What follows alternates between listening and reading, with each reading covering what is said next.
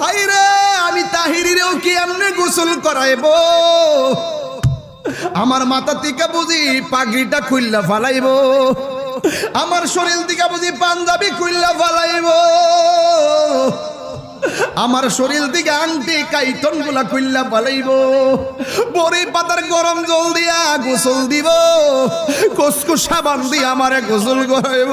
কত মায়া মায়া রে মায়া।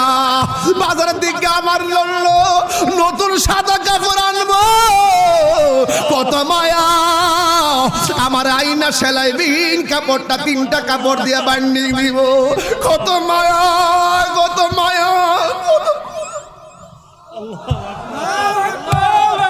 আরে কত মায়া মায়া রে হাজীগঞ্জের মানুষ, কত মায়া।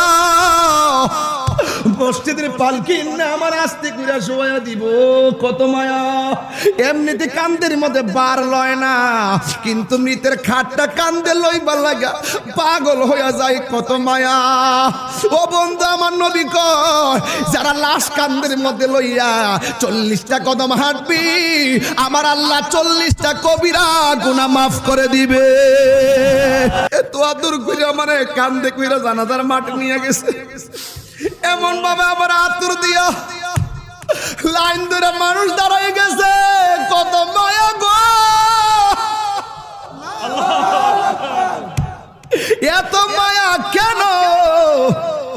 আবার লাশটারে কবরে শোয়াইতে গেলে আস্তে করে হাতে দইরা কবরে মাটিতে নামাই, কত মায়া কেন?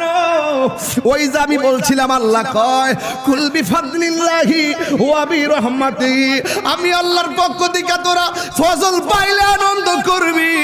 রাইসুল মুফাসসিরিন আব্দুল্লাহ ইবনে আব্বাস রাদিয়াল্লাহু তাআলা আনহু বলে, এই ফজল মানে হলো দয়া।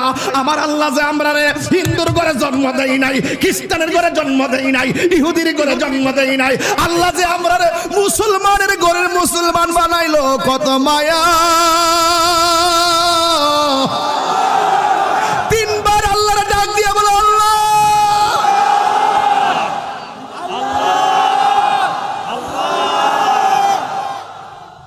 কি দিয়া বুঝাইতাম, কত মায়া মায়া রে। এই মায়ার বাঁধন একদিন ভেঙে যাবে, এ দুনিয়া ছেড়ে চলে যাবে একদিন, মায়ারি বাঁধন ভেঙে যাবে এক। বন্ধু একসাথে পড়ছো না তোমরা? একটা লন্ডন চলে গেছে, আর একটা ঢাকা চলে গেছে।